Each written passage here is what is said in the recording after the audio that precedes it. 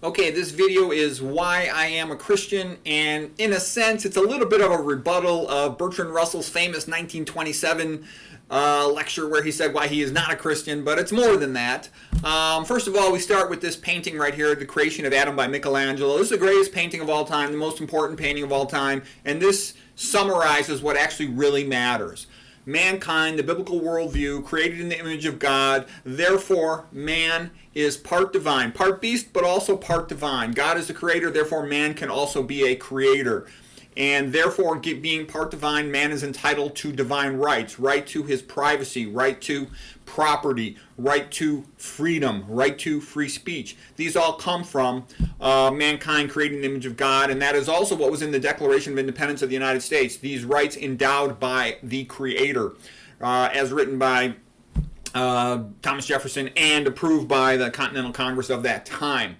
And this is a big deal. Trust me, it all comes down to this painting. If you study metaphysics, history, philosophy, politics, it all comes down to this. And mankind is either agreed upon by society, created in the image of God, or he's not. And if he's not, then he's just an animal. He's just a primate monkey that talks, okay? So it's a lot better this way. Trust me, and I actually think it's true, too, based on extensive study of biology. I majored in evolutionary biology in college at Stanford, and I've read about 50 books on the subject beyond that. Okay, so anyways, magnificent painting created in the image of God.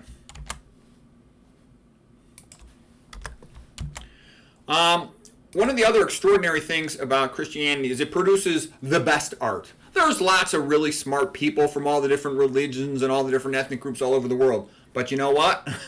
Nothing comes close to Christian art. I mean, look at this sculpture. It's more than magnificent. It's the best sculpture ever made. Michelangelo, when his mother died, this is called the Pietà, of course, and Michelangelo, when his mother died, he's only about 6, 7 years old. He was very sad, of course. And in this painting, and he was a young guy when he made this sculpture, I think in his early 20s, it sort of captures, a boy with his mother almost. She's so much bigger than the Christ, but it just works. It's magnificent. It's about his only sculpture that he signed it up to that point, and his name was on the sash there when somebody else actually thought it was maybe by someone else. He did that. It's just beautiful. It's magnificent. And Christianity does that. I don't know how it does it. Actually, I kind of do know how it does it. It inspires a person that the universe is rational, created by a rational God, and that we're meant to try to understand it. And we're meant to try to create beautiful things. Great art is usually in praise of God. And I just show you this painting here. This is back in 1435. Look how magnificent it is, Rogier van der Veen. He's a very, not as well known, but he's a magnificent painter. Him and Botticelli are the two best painters in the 1400s. And this is Descent from the Cross, and it was done for the Archers Guild, so you can see how the body position of Christ and Mary, his mother, they echo each other, and it's almost as if, Mary Magdalene, they're pulling his legs back as if it were like a bow. I mean, the faces, the expression, the artistic detail, it's magnificent. This is 1435. Okay, a little bit of the philosophical stuff. Some of the reasons for why I'm a Christian, besides all the religious arguments and stuff, I know all that stuff, I read all that stuff. We'll briefly mention some of that later, but the best music. I've made a couple videos about the best Christmas songs, the best Christian songs in general, a bunch of great Christian musicians and singers, John McCormick, one of the greatest opera singers of all time, of course, Pavarotti, the great Johnny Cash in country music, kind of a Christian country music singer, the Carter family. It goes on and on. It's the best music ever made in the history of the world, in my opinion. If anybody knows something better, go ahead, show me. I'm happy to learn. If I'm wrong about something, go ahead and tell me. I'll be happy to look it up and learn. Okay, but I doubt it, all right, because I've studied this stuff a long time. Over about 90% of what I would consider the great music in the world, probably more like 95%, comes from some type of Christian tradition. It inspires great music, this idea of honor God. Look at Bach. What did Bach say? Every single composition for the greater glory of God. Everything he did. Okay, the best architecture. Name a building as beautiful as the cathedrals. There's nothing even close that I'm aware of. Okay, look at the modern buildings. They stink. They're so ugly. All these office buildings and skyscrapers. They look like animal cages.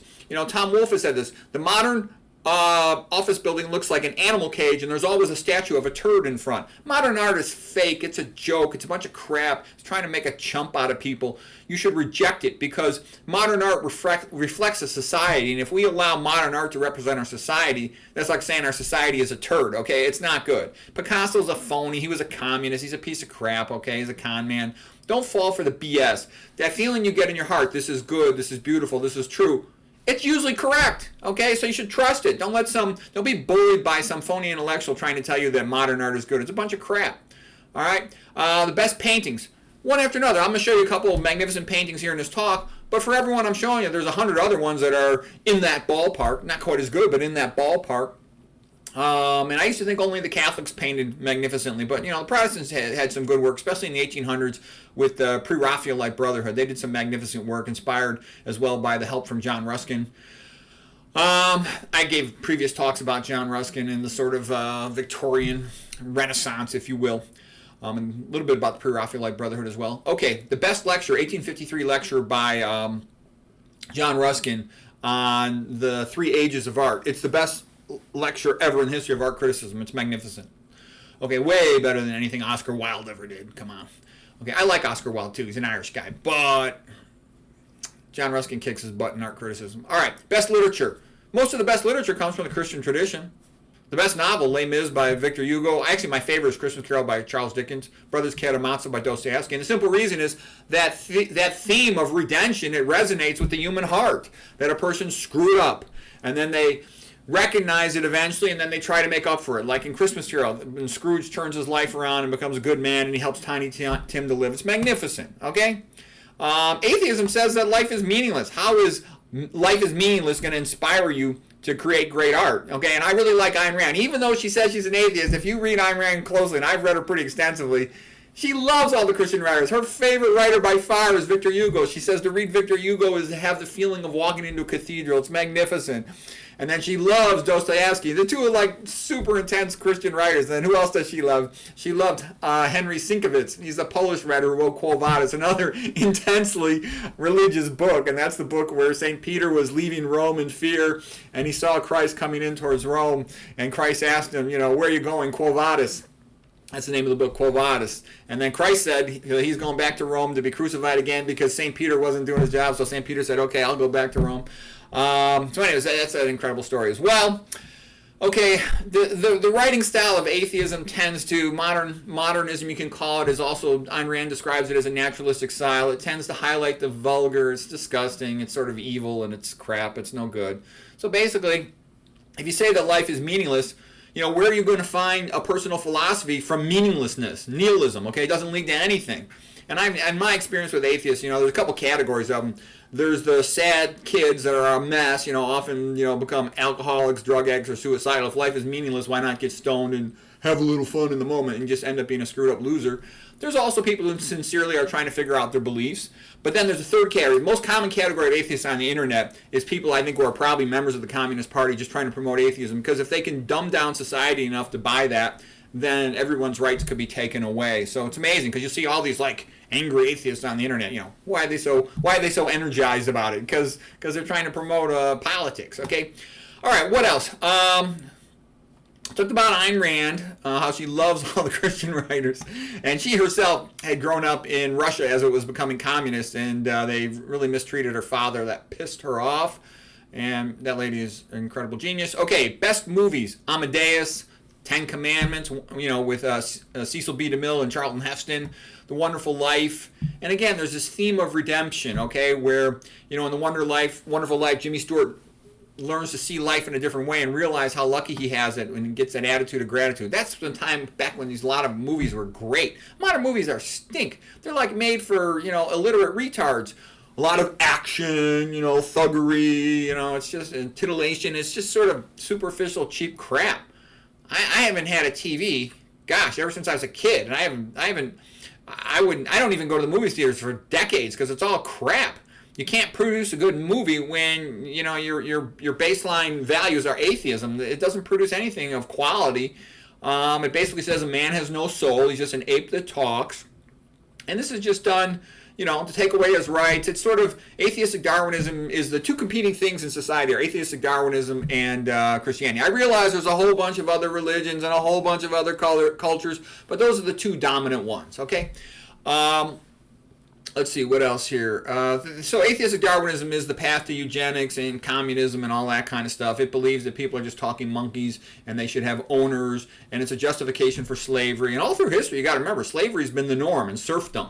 Okay, this freedom, the last 200 years, this is not normal. This is a unique golden age in time in comparison. Okay, and just like a slave, a farm animal, they're saying that humans are basically, talking monkeys that have owners. They're farm animals, okay, owned by their owner. They're not entitled to a family. Farm animals don't have families. The owner of the farm animals does whatever's profitable with them. They don't have a right to life. They don't have a right to privacy. They don't have a right to anything, okay? They're just a farm animal, okay? They want to, and that whole culture destroys families, and it leads to bleak, sad, miserable lives, okay? Jordan Peterson had a good quote. Jordan Peterson, I think he's a little bit of a weasel. He won't say that he believes in God. He says he lives as if he does. And basically, if you don't believe in God, and you promote that, and he's a smart enough guy to have studied the subject, you're basically promoting atheism. You're promoting communism. That's why I think Jordan Peterson is kind of a phony. But I also like certain things about him. He's a bright guy, and he knows a lot about psychology. He doesn't know anything. He's an idiot when it comes to the subject of food. But if you say atheism is an acceptable viewpoint and that it might be correct, that's communism, okay? So that's why I think he's a bit of he's not really what he pretends to be. And all these churches invite him to speak. Who are you inviting to speak? A guy who doesn't even say he believes in God? I think he's full of crap and he's a bit of a lightweight and a weasel. That's my opinion. Okay, but on the other hand, I still like him sometimes because he does say some good things and I like his psychology. All right, he also encourages people to go on neuropsychopharmaceutical drugs, which is bullshit, not true clinically. And so I think he's wrong about that. He's wrong about some other things too. And he says these things with confidence, which is bad. And it would suggest either when somebody says something with confidence, it suggests that either they know what they're talking about, or they're an ignoramus with no judgment, or they're lying. He's obviously not an ignoramus with no judgment, so I think he's intentionally lying. That's my opinion about Jordan Peterson promoting a meat diet and promoting these neuropsychopharmaceutical drugs and some other things that he says. Okay? All right. Anyways, Christianity says that a man is created in the image of God, therefore part divine. We covered that. Christianity encourages you to tell the truth, because you don't have any reason to tell the truth to talking monkey. You have no moral obligation to talking monkey. But if you look at the Bible, the Ten Commandments and all that stuff, God, love thy neighbor and all that stuff, then you're obligated to tell the truth. Okay, so I'm a Christian. I believe in God, and that's one of the reasons why I try to tell my audience the truth. I try to help you as best I can. There's really not any money in this. I'm just a bit of an egomaniac. I want to try to become one of the best doctors in the world, like Dr. McDougall. So I got to do the right thing. I got to try to help the public, the pros, all right? Because if I don't, if you're just trying to make money, you sell drugs to all the, ignorant population. Okay, let's see, that's pretty much, I got a whole bunch more slides, but that's it for this one. Oh, then there's another argument you'll hear, oh, well, Christianity's backwards and it's not good for science. That's completely untrue. Isaac Newton, the greatest scientist of all time, the smartest man who ever lived, he was like one of the most intensely religious persons who ever lived, an intensely religious Christian. 1665 was Anno Mirabilis, where he discovered optics, the law of gravity, invented calculus, and did work in fundamental thermodynamics all in 1 year, okay, while he was, vacationing away from the plague. He just graduated from Oxford, and he was living at his family cottage in Woolthorpe. So this is a painting of him in Woolthorpe after he saw the apple fall, and that apparently Voltaire helped popularize him too, expanded his ideas and his concept of gravity. But you'll see there's lots of others. You want to see a modern scientist? Look up James Tour, okay? And I can also tell you, Isaac Newton inspired me in 2020, that when there was sort of like a, infectious epidemic going around, nobody knew it was going to happen. I just totally isolated myself and became simple, and I published 6 books in 1 year. Okay, so the energy comes from this. You want to talk about something that energizes people for achievement in the arts or the sciences? Christianity is incredibly great for that. Other thing I like about Christianity is it welcomes things in. It doesn't care about where stuff comes from as long as it's good. So it welcomed in a lot of great ideas from the Greek philosophers and scientists. And look at this painting, for example. There is Plato pointing up to the sky, the perfect forms. There's Aristotle pointing down to the ground, saying, let's pay attention to the practical things here on earth, being largely a biologist, Aristotle was. Magnificent Roman architecture over here. Socrates arguing or debating with Alcibiades and others. So anyways, there's all kinds of great things in this painting. But that's what Christianity will do. This was in the Vatican, so the Vatican accepted it. They are willing to learn from other cultures. They're not just saying, if you aren't only like our one book, get out of here. No, they learn from a lot of other cultures. Plus, talk about an open religion. Anybody can join Christianity. It's not exclusive of anybody. Anybody that wants to can. It works in practical ways. And here's just another great writer, Charles Dickens, the best writer of the English, best writer from England, I think, ever. Okay, you can say Shakespeare, but Shakespeare is not as English as we think, in the sense that he was a Catholic. Actually, I think that's why most people don't know about it, because he had to keep that a secret. But I love the book Christmas Carol. It's my favorite novel ever written. It's just so beautiful, magnificent. It's real short too. You could read it on a weekend. And so Tiny Tim survived because Scrooge helped out the poor Cratchit family. All right, it's a beautiful story. Scrooge turned his life around, and that's kind of what Christianity gives, this hope that one can turn things around, because everybody's got problems in their life and things that are really they're sad about. You look at Alcoholics Anonymous. Who's most likely to get better than Alcoholics Anonymous? A person who doesn't just follow AA, but a person who also converts themselves to Christianity. Sort of their addiction becomes from alcohol to Christianity, and it takes that place in their life, and they are much more successful at coming off the booze. Okay, I just showed this guy, John Ruskin. He was sort of one of the leaders of the Renaissance movement in England in the mid-1800s, and he really did a lot. He was a wealthy millionaire. He could have done whatever he wanted, but he dramatically promoted the Pre-Raphaelites, a bunch of Christian artists that were the best painters ever in the history of England. And then a whole bunch of other post-Pre-Raphaelite Brotherhood painters came along that were magnificent, like Leighton, for example. This guy right here, John Everett Millais, was the best of the Pre-Raphaelites in my opinion. And this guy, John Ruskin, yeah, he was a little bit crazy. All the geniuses are a little bit crazy, but he was a great man too. And man, could he write his speeches. He learned, people who learn the Bible, religious stories when they're young, also fairy tales are good too. They end up just more articulate, and they end up just being better writers. I mean, he was a magnificent writer in his prime. I liked John Ruskin. I made a whole book chapter about the guy. Again, of course he's a little crazy, but he's great. Okay, and some people say, well, what about some of these other religions? Look, I studied some of this Buddhism, some of this Eastern stuff, and it's godless. There's no God, okay? So it might be relaxing, it might lower your stress level, but I don't think it inspires great motivation or achievement. I studied tons and tons of geniuses, and I keep finding over and over, Christianity inspired me, Christianity inspired me, okay? I've never seen one where they say Buddhism inspired me, okay?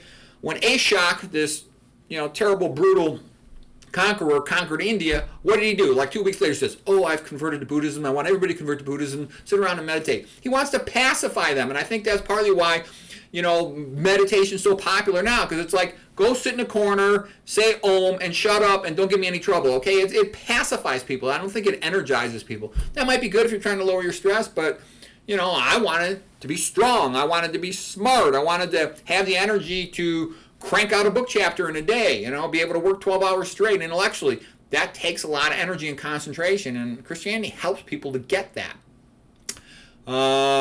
Let's see, what else? By the way, modern science came from Christianity. The idea of hypothesis, experiment, analyze results, adjust hypothesis, repeat experiments. That came from Christianity. It didn't come from anywhere else, all right? Because the idea that the universe is rational, that it's meaningful, that it's knowable, all right? That's what pushed it. So, a lot of what you read in school are false terms, like people say, oh, the Dark Ages. That's a bullshit term made up to discredit Christianity. Okay, same thing with the so-called Enlightenment, that when they moved away from God, they became enlightened. That's not true either. Like I said, the most religious guy was the best scientist, Isaac Newton. Take a look at James Tour of the modern ones, okay? Time after time, you see that when you actually read about the individual people, that it totally energized them and increased what they could do. It just gets the metaphysics right for life is meaningful, and you too could create something great, and you can understand this world. It is a rational world. Okay, what else? The churches are open. Anybody can walk in and look. You want to get an education in art and history, walk around inside a church.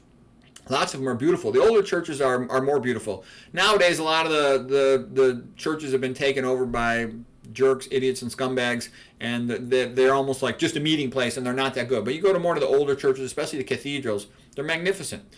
Okay, Catholic churches are a lot better than Protestant churches. Protestant churches are sort of bleak inside. They sort of took on this craziness from Luther. Oh, the statues and pictures and paintings are idolatry. What kind of idiocy is that? Once they've gone down that path, then their churches become boring, bleak, and ugly, okay? So I'll take a Catholic church appearance any day over Protestant. Like I said, it's open Christianity. Anybody can join. Communism is like a closed gang. I mean, if you don't get to be a member of the Communist Party, especially a high-ranking member, then everyone else is a slave. Let's see, what else? Christianity is the friend of the common man. People want it. They go to Christ out of love, not out of fear, like Bertrand Russell said. They go to Christ out of love. They want it. I mean, look what Christianity does. It tells the common man his life is meaningful. Look what atheism and communism tell the common man. They tell him that he's just a talking monkey. He better keep his mouth shut and do as he's told. And all his money and property is going to be taken away from him anyways. Okay, great. And that's what people want? I'll tell you something. In society, if people will say that atheism is okay and atheism becomes the accepted way in this country, I guarantee you, you will have no rights. Zero, none. That is communism, okay? And that's why rulers always want communism. If you give any man total power like the Roman emperors had, they're going to declare themselves to be a god. And then some of the Roman emperors, they would insist on having a different woman to have sex with every single day. That's what it leads to. Atheistic, total power in the hands of one man. He calls himself a god. He insists, he forces a different woman to be with him every single day. And free speech is not at all allowed. Look at Emperor Nero. He thought the Christians were annoying. They wouldn't say that he's a god. So he just, put them up on a pole and he burned them as torches at night. Okay, that's what happens with no God, because there are no rules. If you've got Christianity, you've got a biblical worldview, you got to follow the Ten Commandments, be nice to people, consider them creatures in the image of God. If you don't have that, then a human means nothing. They don't have a soul. They're just a talking monkey. You can do whatever you want to them. You could feed them to each other. The cannibalism is okay. Everything is okay if you don't have God in these types of rules, the Ten Commandments and a biblical worldview. It actually really does matter. And a lot of people, you have to study history to know this, that the world's been brutal since the beginning of recorded history. And there are just little gaps in time where things are good. And we sort of had that in America, and hopefully we'll be able to keep it. But it looks like it's fading away, and we don't want that. I certainly don't want it. I want freedom. I want to be able to have a free conversation. I want to be able to study freely, okay? Because basically, you think about, you want to have a conversation about health, about nutrition, pathophysiology, toxicology. Most of what you get from these big corporations who run the world is not true. They're going to tell you all kinds of crap, like soy is a health food, olive oil is good for you, caffeine is good for you. That's all bullshit. They just want to market their product, but it'll be like against the law, misinformation. There'll be some, committee of safety fact checker will tell you, oh, you can't say that on the internet. That's what's coming in the near future if we don't maintain free speech, okay? And Christianity promotes free speech. It tells the individual man his life is meaningful, that God loves him. What an honor. God loves him, okay? Of course people would want that. Why wouldn't people want that their life is meaningful, that God loves them, okay? And it gives them hope that their life can improve. It gives them hope that they can redeem themselves if they've fallen into alcoholism or drug addiction or some other, mistaken way of life, that heaven exists. There's hope for an afterlife. Christianity provides lots of good role models. There's the saints. There's all kinds of good people in everyday life who Christianity has motivated. I saw my mother, man. My mother was the best person I ever met in my whole life. She was like a saint, okay? And she was totally energized by Christianity. She did all kinds of incredibly good things. And that's where her energy came from. She had all these little saints. She prayed to them, especially she loved St. Jude, the patron saint of hopeless causes, Padre Pio, all this stuff. And I saw her save people's lives by her faith and her goodness and her kindness. I saw it. I saw it on a daily basis. Religion means like relegare in Latin, and to tie. Legare is from ligate, to tie things together, and that's what it does. It ties the people together. That's also why, if you've got some, Roman emperor tyrant, they don't want the people to have some religion that unites them. They want them all weak and separate, and, what was the Roman motto was divide and conquer. They want all their little colonies to be sort of very weak and easy to control. A bunch of slaves.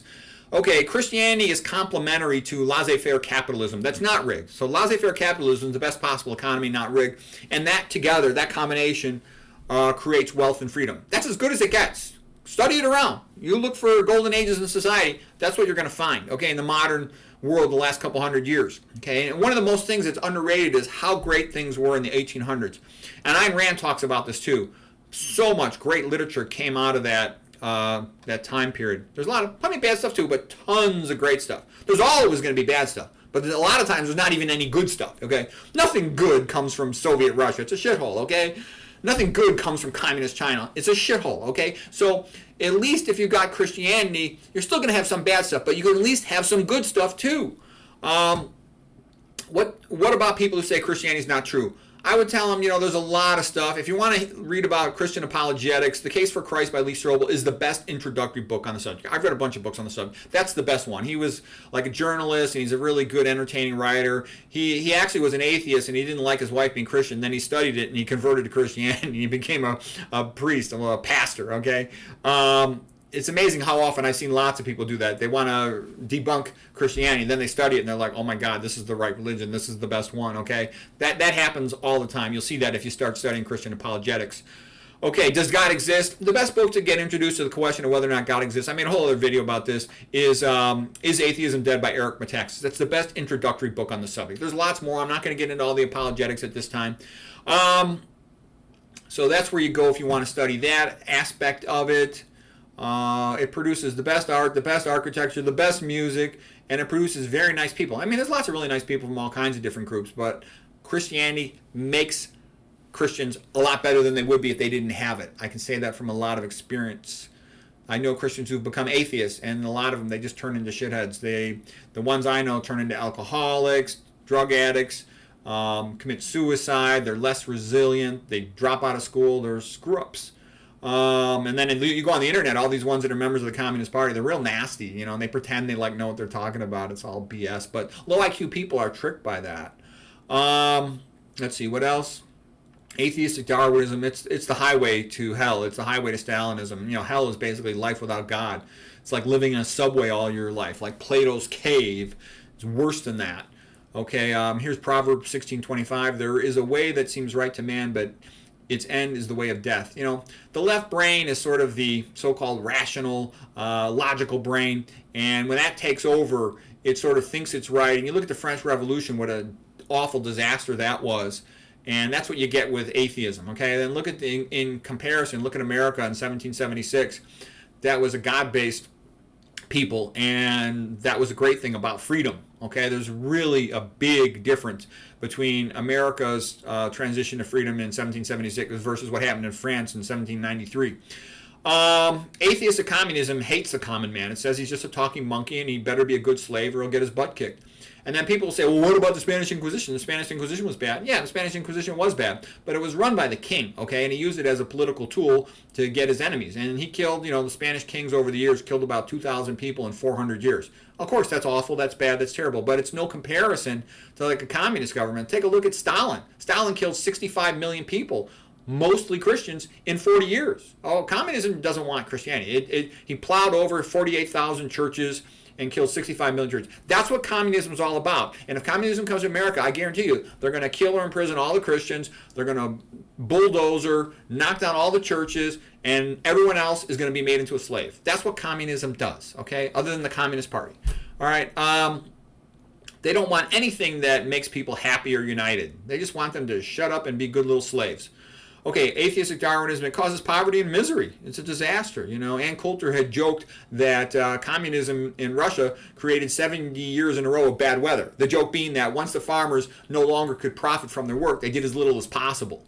So that's what the kind of crap you get. And the best book ever written on communism is Gulag Archipelago by Alexander Solzhenitsyn. It's a masterpiece. Okay, he was a guy who had been like a tank commander in World War II, and he thought after they conquered Germany, he thought he would come back to Russia like a hero, and he'd have his pick of the ladies and money and all this stuff, and instead, he got thrown in the Gulag in prison for being corrupted by the West. Okay, and by the way, there's far more evidence in support of God's existence than against it. Then other people say, well, what's the difference between, Jesus Christou and, the Greek gods? Well, the Greek gods were sort of products of this earth. They were sort of, they sort of came from it. And a lot of them were metaphors, you know. Zeus came out of being a metaphor for lightning originally, so to speak. And other ones, Poseidon, a metaphor for the power of the sea. Whereas the biblical God created everything. So he's a much higher up, more powerful God, and he's sort of outside the picture, if you will. So I'll just show a couple paintings, and then I'll get into a little more stuff that you might find interesting. I'll just replay some of my debate between Nietzsche and Dostoevsky, which I thought was quite interesting.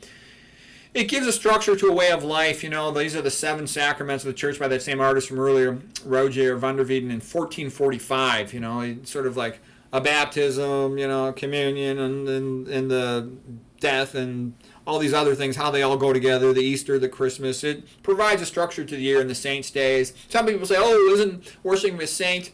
You don't worship a saint, but people like a saint. And they might pray to a saint, not that they're worshiping the saint, but they like the saint, almost like they like a powerful friend, as asking them to intercede on their behalf to God. People are scared to pray directly to God sometimes, because they feel if God doesn't answer their prayer, they're screwed. There is no hope. Versus if they pray to a saint and a saint doesn't necessarily answer their prayer, they can all pray to some other saint. So that's a little bit of how that logic works. So Catholicism is more likely to pray to a saint than is Protestantism. Protestantism is more of a Bible-thumping, you know, very limited and kind of bleak in comparison with Christianity. And also, I'll tell you why I think Protestantism is a bit of a joke in comparison with Catholicism. Now, don't get me wrong. I know the modern Pope is a piece of crap. He stinks. I think the priesthood for Catholicism is very weak at this time. I think if it'll ever be any good, they have to, number one, allow priests to get married, so they'll have some more real-life experience. And number two, they need to get rid of tax exemption, because they're intellectually castrated by being afraid to say anything political, which might take away their tax exemption. So therefore, they don't really say much interesting.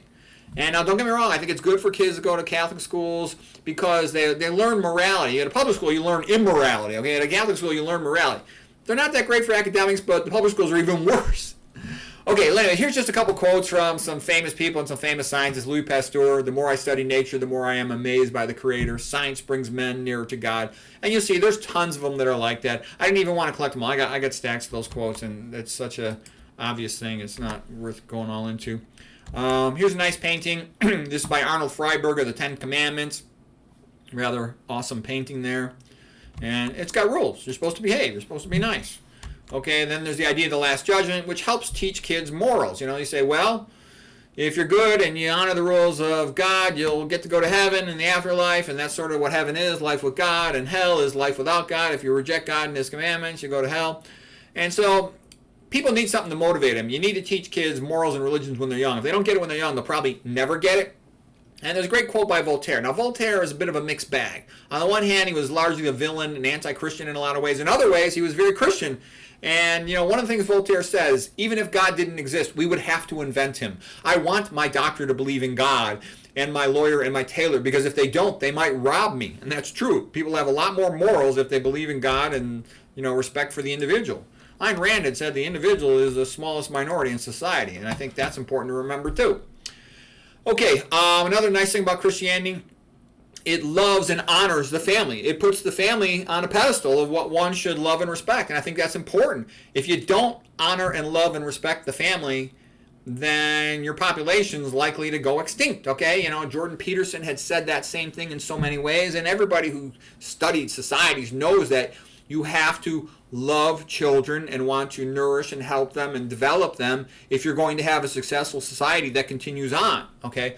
And Christianity, it's the best for honoring the family. I mean, there's picture after picture, all these beautiful pictures of love for the child, okay? And, you know, the Christ is the embodiment of the child in the Nativity, Christmas pictures, but it echoes through Christianity, this love of the family. Honor, and look at the 10 Commandments, honor thy father and mother. I mean, it's just built into it. When I was growing up, man, you totally respected your parents. There was whatever my parents said, that was it. I mean, that's how it was, and it was actually better in those days. Okay, you know, a little bit more of the same thing. This is a nice Norman Rockwell Saying Grace painting. Kids grow up better with that, and they also grow up better with intact families. It used to be, when I was a kid growing up, there were hardly any divorces. Nowadays, there's more often than not the families are divorced. When I was a kid, it was the divorced families where the moms working, where we would go and have parties. Okay, that's where you'd have parties, because there'd be no parents around, and kids would drink beer, you know, in high school. All kinds of crap happened in the divorced family houses. Okay, it helps keep families together, and when families are together, they all benefit from that. Somebody had said that the family is, God's invention to create paradise on earth, and Aristotle had said the family is how the invention that helps God's invention to help man meet his needs. Okay, and the nice thing about a family is everybody's different. None of this we're all equal and the same. No, everybody is what they is. Some are older, some are younger, some are male, some are female. And that variety and them having different unique insights and skills, they help each other, and that's how it should be. Okay, and then here's sort of an iconic picture. This is by Thomas Kinkade, painter of light. He actually sold more paintings than any artist in the history of the world. And the reason is he paints stuff that people like. And this is basically kind of how I remember Christmas growing up. It was beautiful. It was the best time of the year. I have books of Tom Kinkade's painting. I love his paintings. And this sort of is a typical Thomas Kinkade painting. There's a joy in the season, and there's a happiness in it, and everyone's looking forward to it, and people come home from being far away and join together with each other. I had a long-distance girlfriend when I was in college for a while, and oh man, I could not wait to see her. It's great, okay? It's the best holiday. It's the best time of the whole year. It's magnificent. You want to get rid of that and change it to winter holiday or some BS like that? Come on, are you stupid? It ruins it, okay? All right, Salisbury Cathedral. And the other thing, too, Christianity is not exclusive. Anybody from other religions or whatever, they can participate in it and they're welcome. It's not like an exclusive thing. Okay, look at this building. Okay, it's a Protestant cathedral, but on the outside of it is magnificent. I prefer the Catholic cathedrals with all the statues on there, all the gargoyles and the saints and all that stuff. I think they're even better, but still, it's still magnificent and beautiful. And then here's a beautiful nature scene, and I love the scene. Among the Sierra Nevada Mountains by Albert Bierstadt. This is one of the greatest landscape paintings of all time. And like the deer, they bring life to the painting, and it's sort of like God's art is nature. And this feeling, this is sort of like almost I have a religious feeling about this painting. I went to Yosemite when I was young, and it was magnificent. When I was in college, I thought I might become a biologist, and I had some friends that wanted to become biologists, and man, we just loved hiking around these places and studying all this stuff. And there's a sense of awe and joy at God's creation. It's just awesome, magnificent. Okay, now here, just briefly, I'll mention this. This is a painting called A Private View at the Royal Academy, and with Oscar Wilde in here. So here's Oscar Wilde. And now, I love Oscar Wilde. He's an Irish guy. He goes to England. Everybody hates him because he's Irish, but he's such a genius that he becomes the best, most successful playwright in Ireland. By the way, he was like a closet Catholic. He officially converted to Catholicism, during the last days of his life, but he had been sort of a closet Catholic much longer than that. If you read a lot of his other short stories and whatnot, you will see that, and that's well known. Anybody who studied, I read like 3 or 4 biographies of him, and so I love the fact he was so clever and so witty. And he actually had his own artistic movement, the aesthetic movement it was called, along with Potter and some of these guys out of Oxford, and he called it art for art's sake. But basically, art for art's sake, it definitely deserves a place, but it just doesn't hold up as well as when you've got sort of a Christian theme somewhere in the background in there. It helps. Don't get me wrong, there's a lot of great art that is not intrinsically Christian, but I can tell you the best art tends to be Christian. There's exceptions to that. I know there's exceptions to that. Robert Bateman's pictures of nature. They're just pictures of nature. There's no religion there. Of course that is true. But what I am saying is when you look at art-based religion with a component of art, you will see there's something special about it. And the best speech, again, is the 1853 speech by John Ruskin on the Pre-Raphaelite Brotherhood. If you're interested in art, I recommend you play that and listen to it. It's about an hour long. It's extraordinary. And the key line of it, a little spoiler alert here, but the key line of it is, pagan art was great because it built to its gods. And pre-Raphaelite art was great because it built to its God, versus modern art is not great because it builds to no God. That's sort of like one of the punchlines in Ruskin's speech, and trust me, it's an awesome speech. It's one of the greatest of all time. Okay, and this is sort of a modern concept. Basically, the sheep are stranded in a storm, and they got a couple dogs to protect them, but the dogs can't do much. There's a pack of wolves coming to kill the sheep. They can rally to the cross and form a circle and be okay there, or they can just stay out, individualized by themselves out in the cold, and they will all probably get killed. And that's sort of like where things are at. Christians ought to realize that they're lucky to have Christianity, be grateful for it, support it. Otherwise, it's going to be taken away from them. It's going to be declared illegal. The Bible's going to be declared illegal. The churches are going to be smashed down, like Notre Dame was burned down. That will happen to other churches.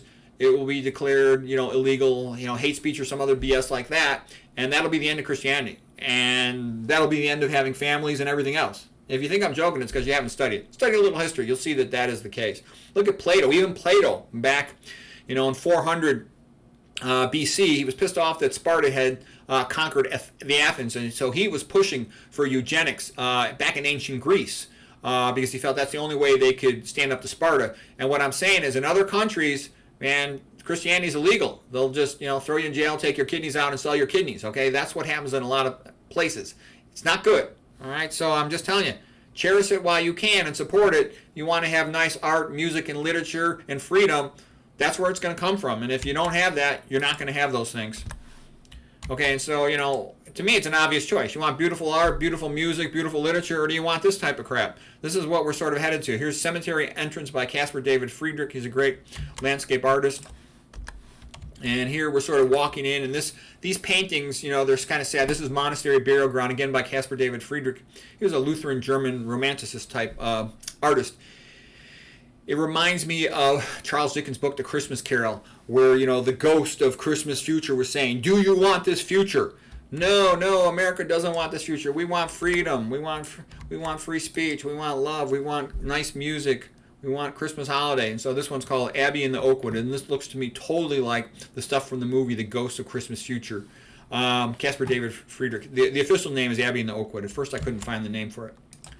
And then here's another thing this reminds me. It reminds me of this painting of Arnold Brocklin in 1883. It's called The Island of Death, the Isle of Death, and Isle of the Dead. And this is what atheistic Darwinism and communism leads to. Everybody's just a slave with no hope. That's why so many men from Slavic countries become alcoholics, because they got no hope. They got intelligence and brains and talent, but they're not allowed to use it.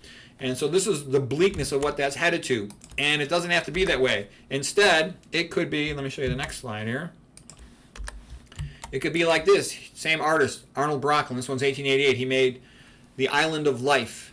And Christianity creates a culture of life. Again, love thy neighbor. We can be creators, make beautiful music, beautiful art, beautiful buildings. We can be good to each other, help each other, kind to each other, forgive each other. Things could be good. It doesn't have to be, this modern crazy crap hole. Okay, I got a little something different coming up now here. So this was a previous video. I've condensed it, some of the highlights.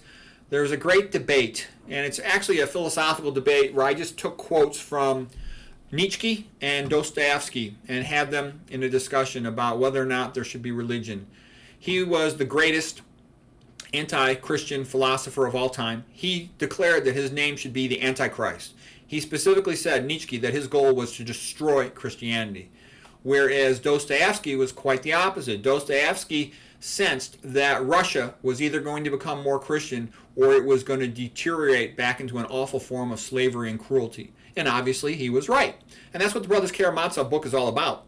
That Alyosha, the Christian guy, is the only guy who really sort of leads a good, happy life. Everyone else gets messed up because their sort of values are not set. But anyways, let's take a look at their quotes.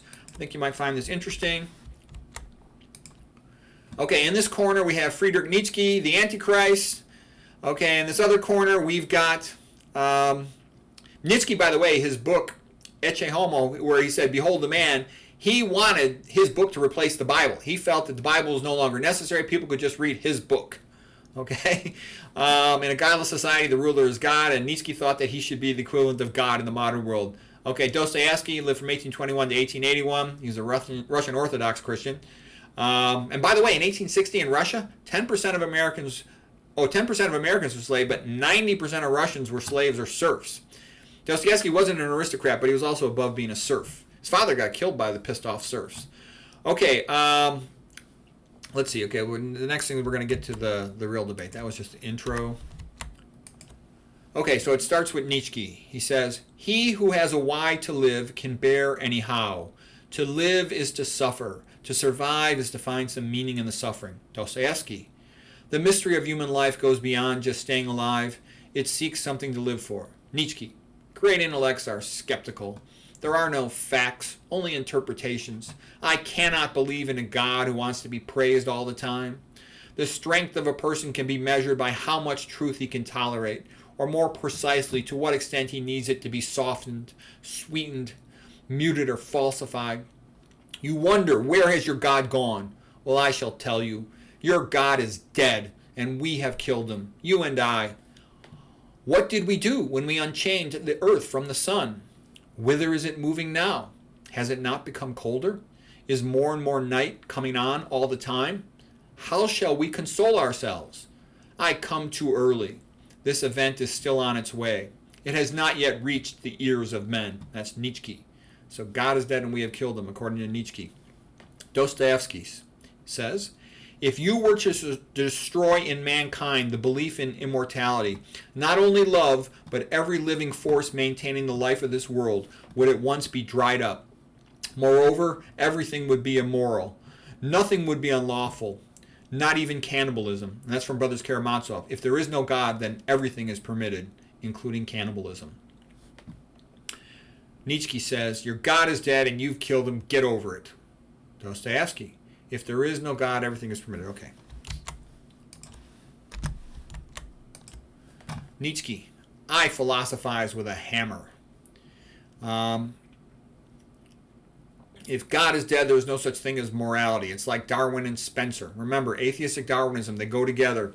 The British wanted Darwinistic philosophy because it justified them enslaving their colonies. And it justified them, killing anybody who didn't agree with them. So a ruler is going to want atheistic Darwinism because it basically says they're God and they can do whatever they want to other people.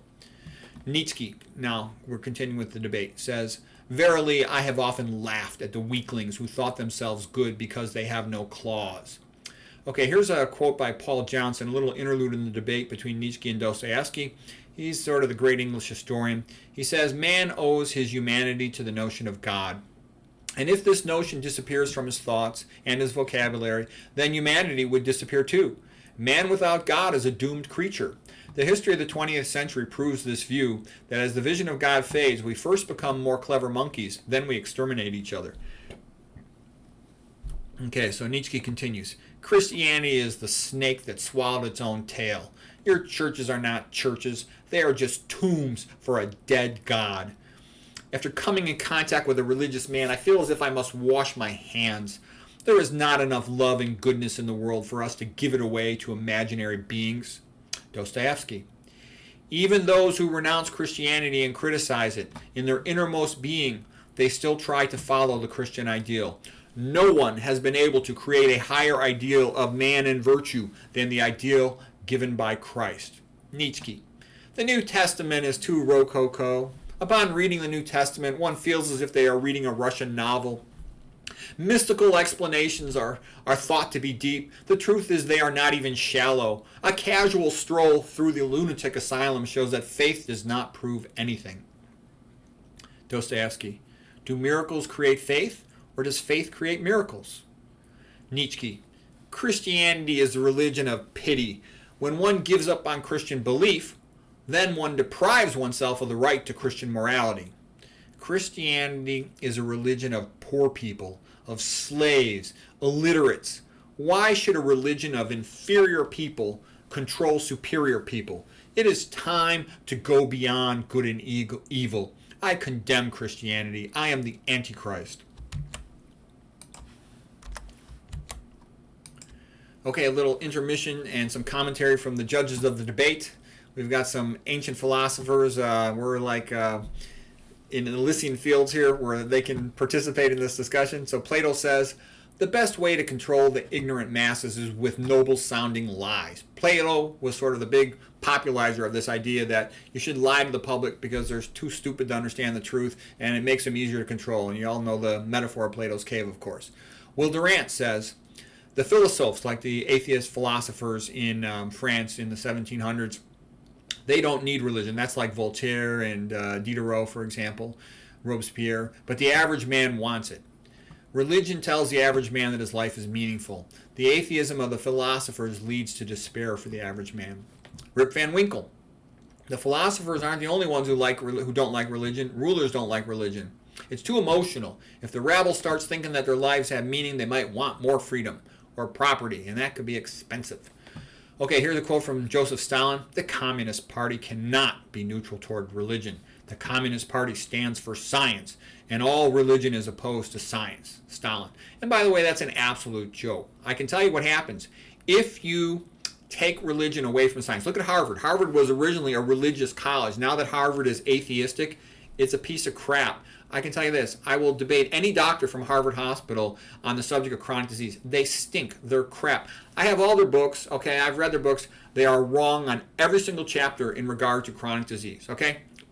And it's so easy to refute, it's not even funny. Number one, coronary artery disease. They're going to tell you need statins, stents, and open heart surgery. But that's a joke. Esselstyn gets much better results. How come Esselstyn's not even in the book? Okay? How come Ornish, Kepner, none of these doctors are in the book?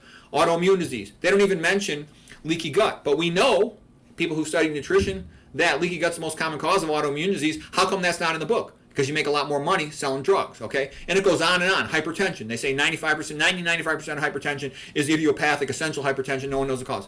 BS. We all know high salt diets, high fat diets, high animal protein diets, they cause hypertension. Populations don't eat that way. They don't have any hypertension. Zero, okay? All right, except for some rare, 1 in 20,000 case or some BS like that. So basically what I'm saying is, it's like that chapter after chapter after chapter, all right? The books are wrong. Okay, so what happens is when you don't have God and an obligation to tell people the truth, you end up with a book that's full of lies. All right, and that's what happens. So science needs God a lot more than God needs science.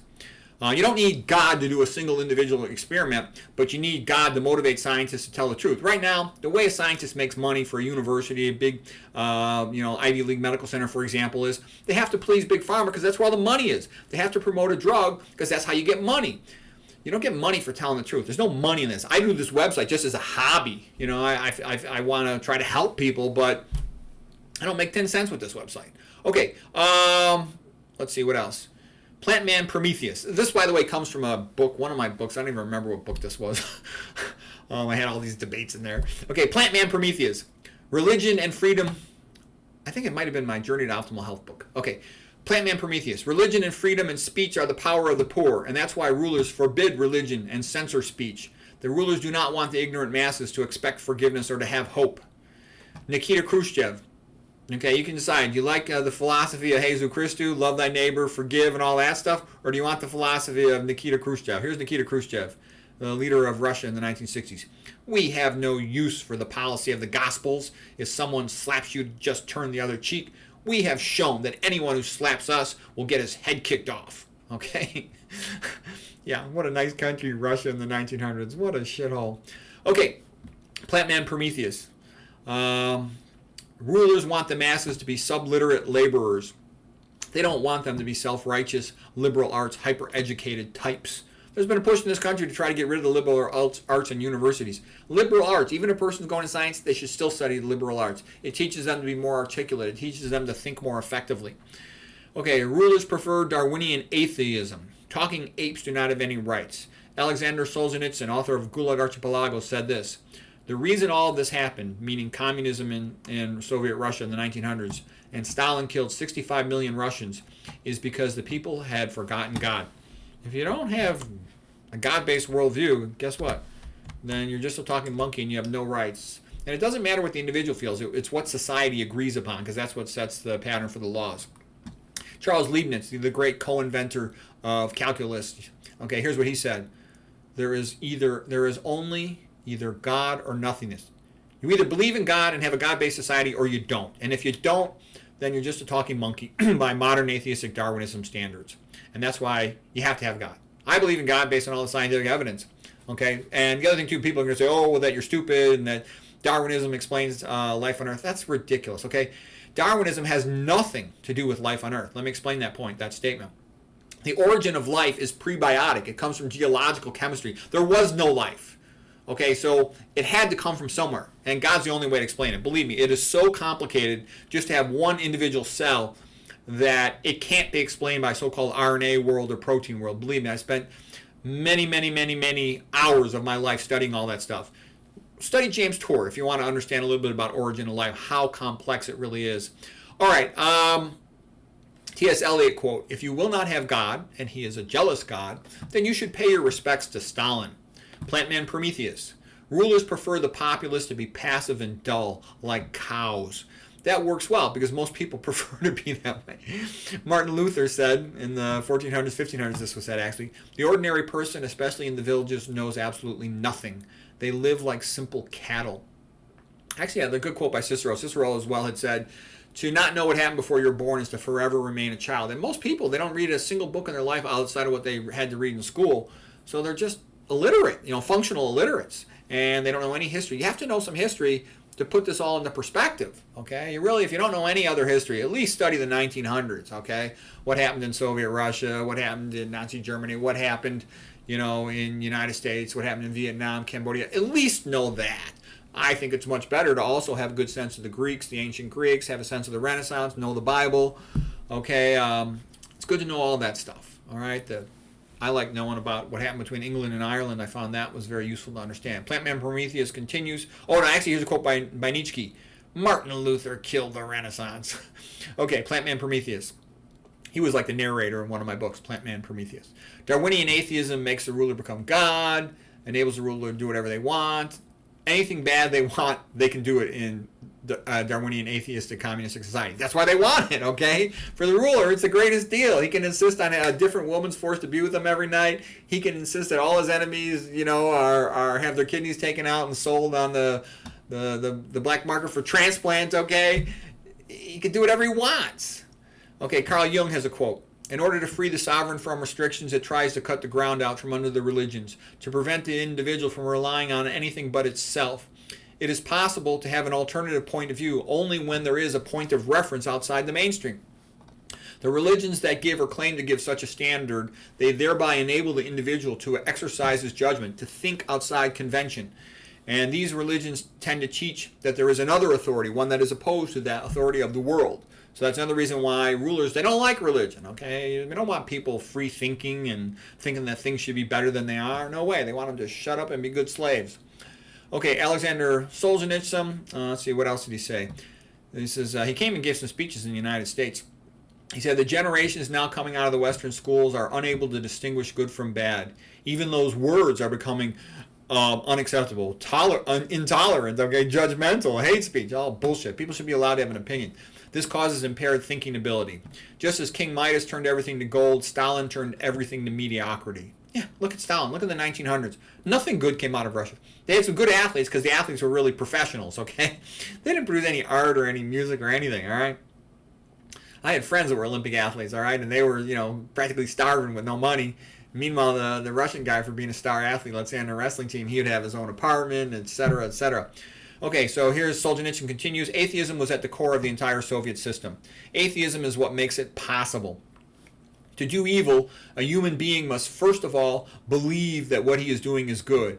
He needs an ideology. That's what gives evil doing its long-sought justification. It gives the evildoer the necessary steadfastness to be cruel to other people."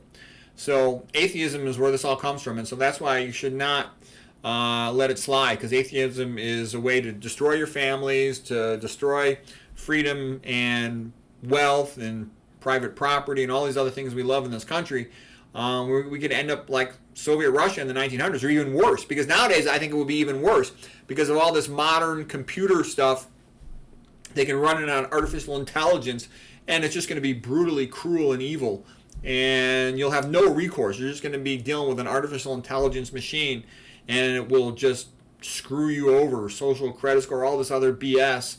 So hopefully that won't come to the United States, but we've gotten a lot closer to it than one would hope. Okay, Carl Jung has a quote. The decisive question for a man is he related to something infinite or not? Among my patients over 35, they all had a problem finding a religious outlook on life. Every one of them had fallen ill because he had lost what the living religions of every age had given their followers. And none of them has really been healed who did not regain his religious outlook. Religion is a basic human need.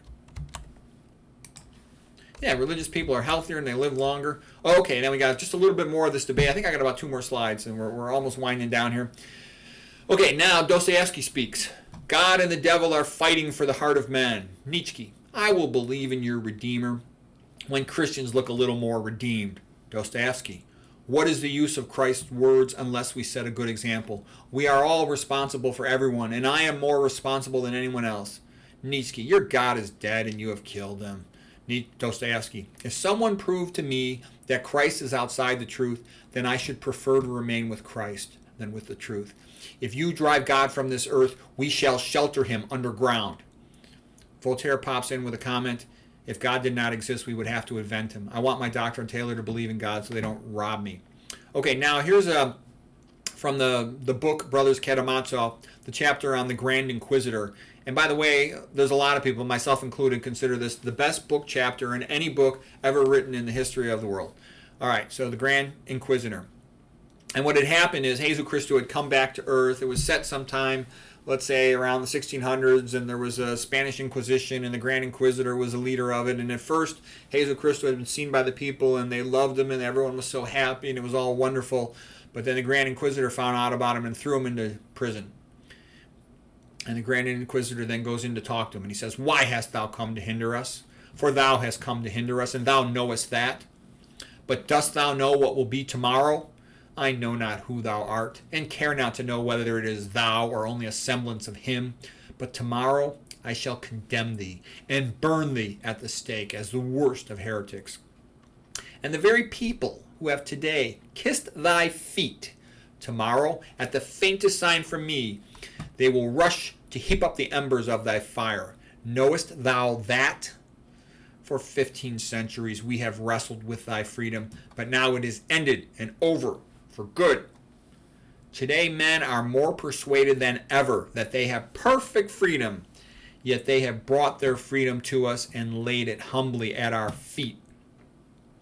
Dost thou know that the ages will pass, and humanity will proclaim by the lips of their sages that there is no sin, there is only hunger, and we alone shall feed them in thy name, declaring falsely that it is in thy name.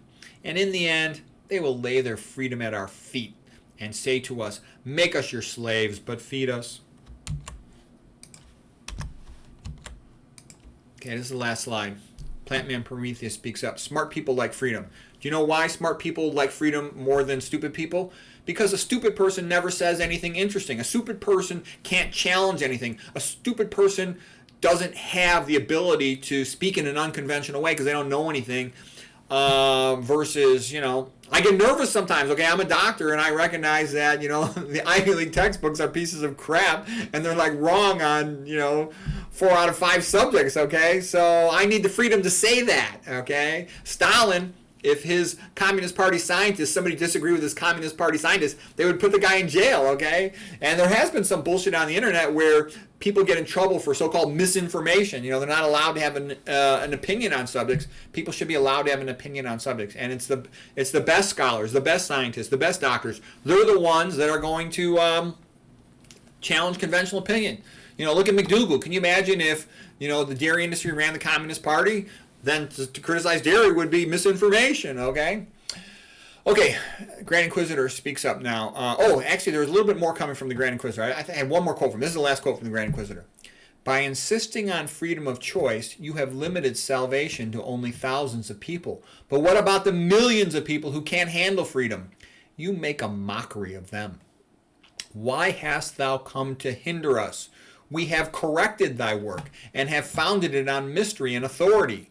And men rejoiced that they were again led like sheep. We shall persuade them that they will only become free when they renounce their freedom to us and submit to us.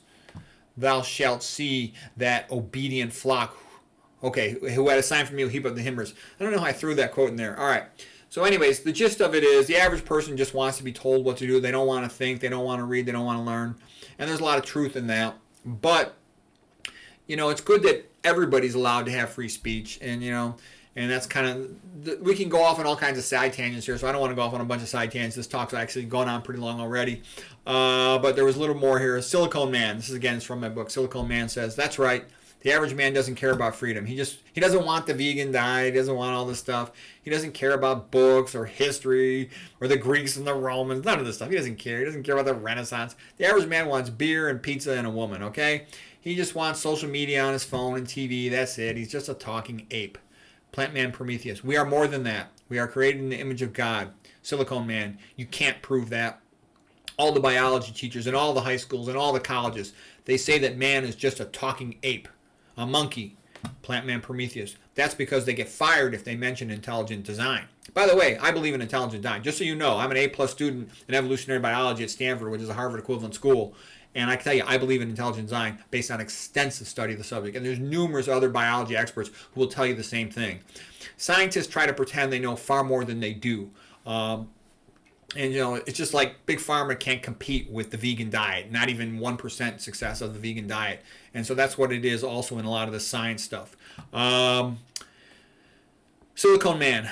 Freedom is expensive. It leads to chaos. Look at the wars between all these countries. The only hope for peace is a globalist society where most of the people are subliterate laborers. Plant man Prometheus. Well, could we at least have a health aristocracy that can enjoy organic, whole food, vegan, organic diet?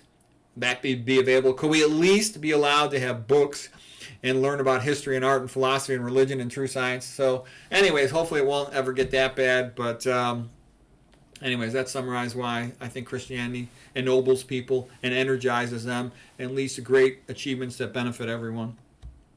So that's it.